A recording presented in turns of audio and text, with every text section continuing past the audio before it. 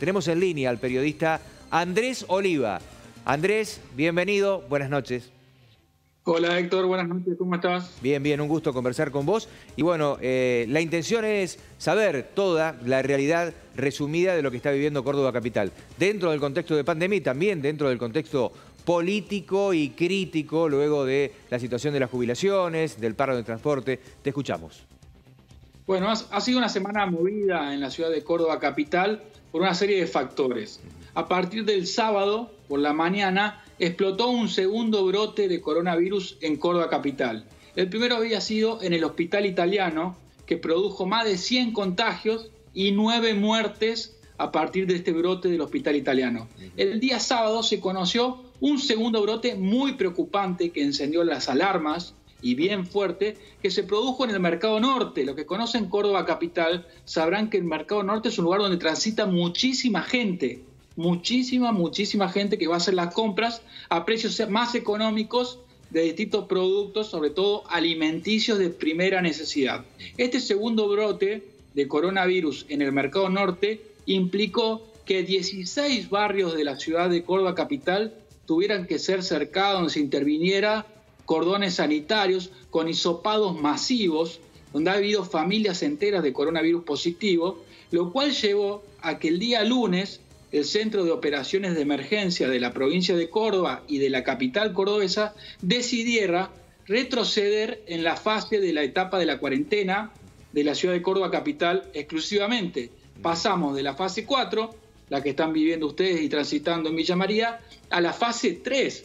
¿Esto qué implicó? Que todos los comercios que habían reabierto sus puertas tuvieran que cerrar, que la obra privada que ya se estaba empezando a mover lentamente también se tuviera que frenar, que todos los profesionales, arquitectos, abogados, psicólogos, tuvieran que cerrar sus consultorios, oficinas, muchísimas actividades que estaban empezando lentamente a retomar la actividad, tuvieran que retroceder, cerrar sus puertas y respetar la cuarentena.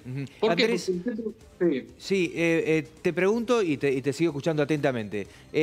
Periodísticamente, ¿a qué se ata o qué han podido investigar ustedes? En este contexto, ¿estamos hablando sencillamente de una situación de infortunio o hay una carga de responsabilidades por un protocolo mal trabajado? Y la verdad que el Centro de Operaciones de Emergencia no ha resuelto ni ha comunicado la causa de la emergencia de este brote. Sin duda que en el caso del Hospital Italiano es más notorio que hubo algunos problemas y es más, la provincia ha abierto un sumario al nosocomio, al Hospital Italiano, por la falta de control y de respeto de medidas higiénicas. En este caso el brote se produjo en lo que se denomina el supermercado a granel, que está dentro de la zona del Mercado Norte, y eso implicó que se está evaluando si se debió a la falta de medidas higiénicas, al mismo tiempo si fue por parte de un cliente que accedió al lugar, si fue un familiar, en realidad se está hablando de un policía o de un trabajador del supermercado que al mismo tiempo fue al Hospital Tránsito Cáceres de Allende a hacerse revisar porque tenía los síntomas y el hospital lo devolvió a su casa y ni siquiera le hizo un hisopado. Esa persona luego habría sido el contagio número 0 del coronavirus en el supermercado a granel. Y esa misma persona está denunciando que fue al Hospital Tránsito Cáceres de Allende cuando tuvo los primeros síntomas de fiebre, de tos seca, dolor de cabeza, y le dijeron, volvete a tu casa, y ni siquiera le hicieron el hisopado. Entonces, hay una serie de factores que se están analizando. En el caso del Hospital Italiano, la provincia tuvo una postura más clara, más firme. Asimismo, el ministro de Salud de la Nación, Ginés González García, denunció que el Hospital Italiano no había respetado las medidas preventivas con sus trabajadores y con sus pacientes. Bien, esto nos lleva a una situación que, digamos, no está emparentado directamente con lo que sucede en Capital Federal y la cercanía directa con la Cava, con el Gran Buenos Aires. Nosotros estamos a mayor distancia, pero también las localidades del interior hay una interacción, inclusive con la propia Villa María, entre gente que va a trabajar a Córdoba y lo propio con cordobeses que también se llegan a Villa María, ¿verdad?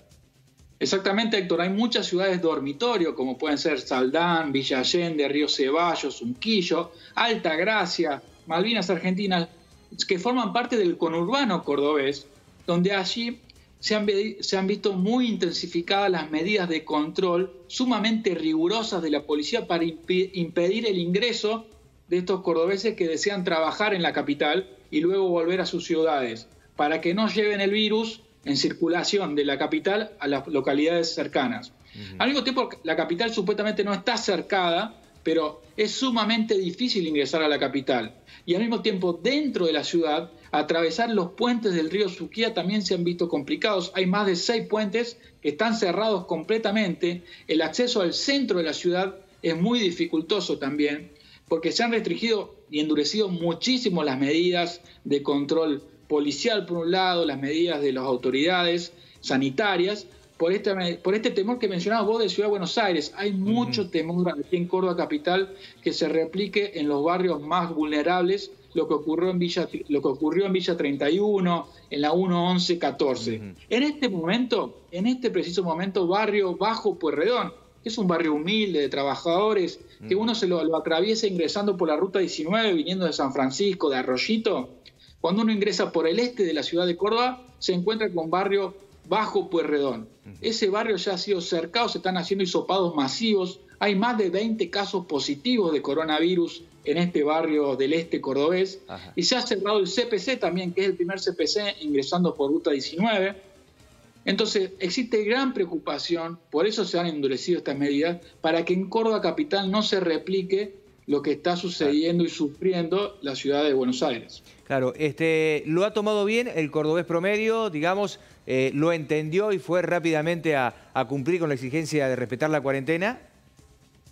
En general sí, por supuesto, una gran mayoría de los cordobeses, por un lado tiene temor, tiene mucha información y tiene un apoyo al endurecimiento. Las encuestas que hemos realizado a través de nuestra plataforma web cba24n.com.ar, la sensación del clima de opinión que uno puede percibir en cierto modo es un apoyo al endurecimiento, más allá de unos sectores que ven muchísimo, muy afectados su situación socioeconómica, ¿no? La familia, los trabajadores que están en negro, los pequeños comerciantes.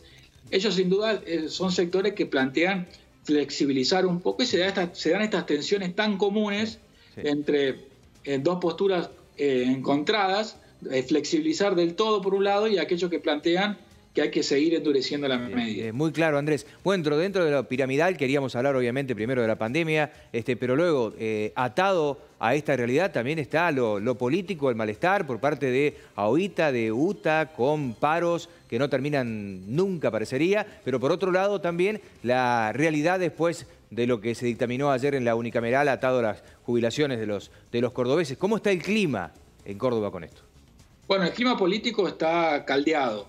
Podemos decir, por un lado, que son dos cosas diferentes, ¿no? Pero que se vinculan. Por un lado tenés el paro interminable, como bien decís, Héctor, del transporte interurbano, donde muchísimos trabajadores de estas localidades que te mencionaba del conurbano cordobés, que lo utilizan al transporte interurbano para ingresar a la ciudad de Córdoba a venir a trabajar, que se han visto imposibilitados y eso, por supuesto, afecta muchísimo las economías familiares porque tienen que pagar taxis, remises que son sumamente costosos. Por otro lado, también tenemos el transporte urbano, que se van a cumplir 2 semanas, 14 días de paro, o sea que ya sumamos más de un mes que no circulan los interurbanos y 2 semanas el transporte urbano.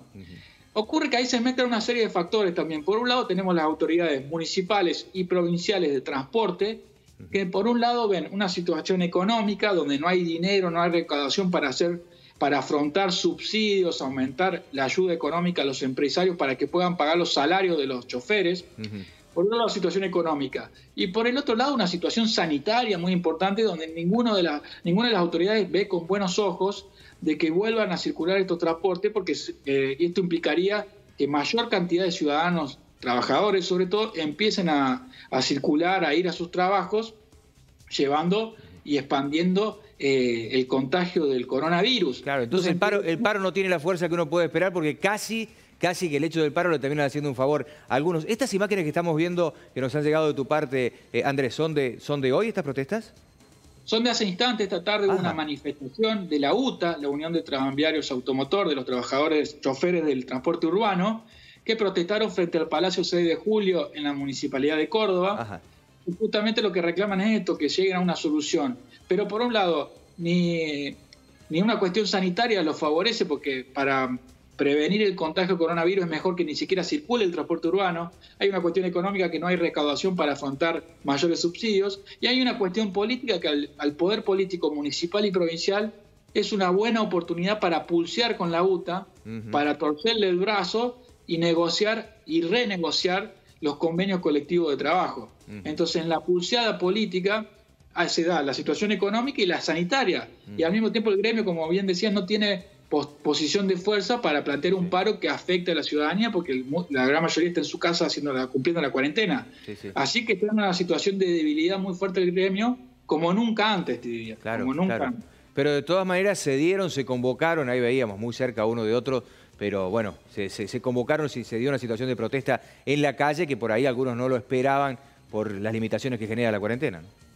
Cuando hubo hace la semana pasada una reducción que se aprobó en el Consejo Deliberante a los empleados municipales también, una reducción de jornada laboral de 7 horas a 6 horas, lo cual implicó también una disminución en sus salarios. Los empleados municipales también tienen un gremio muy poderoso en Córdoba Capital, que es el SUOEM. La verdad que hicieron una manifestación parecida, menos multitudinaria que la de la UTA, y fueron 29 de ellos, de los trabajadores municipales, imputados hoy, esa es la noticia de hoy, por haber incumplido la cuarentena. Por lo tanto, ya tienen una causa judicial estos trabajadores que se manifestaron. Veremos si sucede lo mismo con estos trabajadores de la UTA. Algunos indicaba que era el temor de algunos gremios y por lo tanto no habían salido a la calle frente a la protesta en los cambios en las jubilaciones provinciales, que estaba atado a eso, ¿no? A no exponer a su gente a procesos penales a futuro.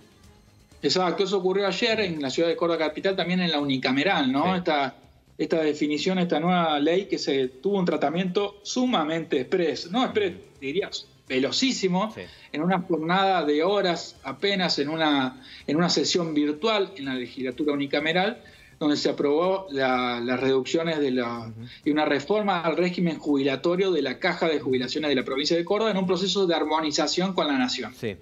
Esos términos, esos adjetivos tan particulares que parece que fuera todo de menor importancia. Armonización, así lo han denominado.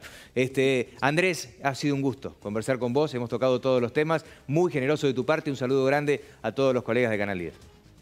Un saludo a todos los colegas de Villa María y muchas gracias por la invitación. Gracias.